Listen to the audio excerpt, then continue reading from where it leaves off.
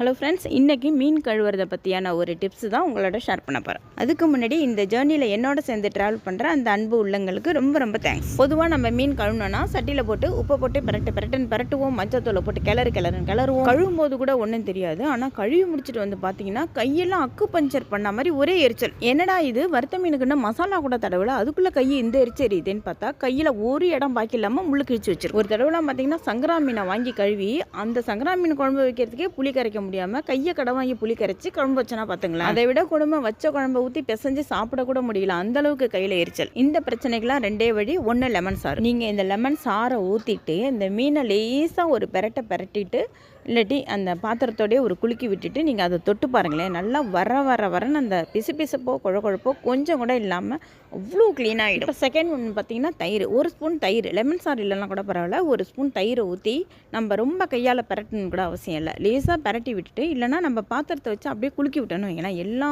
மீனும் அவ்வளோ க்ளீனாக போய்டும். அதுக்கப்புறம் நம்ம தண்ணி ஊற்றி வாஷ் பண்ணி எடுத்துட்டோம்னா சூப்பராக இருக்கும். இந்த மாதிரி லெமன் சாரோ இல்லை தயிரோ போட்டு நம்ம இந்த மீனை நல்லா கழுவும் பொழுது நமக்கு மீனும் நல்லா க்ளீன் ஆகிடும். அதே நேரத்தில் நமக்கு டைமும் சேவிங் ஆகும். இப்போ நீங்கள் இந்த மெத்தடில் வாஷ் பண்ணிவிட்டு அந்த மீனை பார்த்தீங்கன்னா அப்படியே விண்மீன் மாதிரி பல மீன். வீடியோ பிடிச்சிருந்தா லைக் பண்ணுங்கள், உங்கள் ஃப்ரெண்ட்ஸ் அண்ட் ஃபேமிலிஸ்க்கு ஷேர் பண்ணுங்கள். ஆனால் இந்த டிப்ஸ் தான் எனக்கு ஆல்ரெடி தெரியுமே அப்படிங்கிறவங்க கமெண்ட்டில் எஸ்ன்னு பின் பண்ணிவிட்டு அப்படியே நம்ம சேனலை மறந்துடாமல் சப்ஸ்கிரைப் பண்ணிவிடுங்க. தேங்க்ஸ் ஃபார் வாட்சிங்.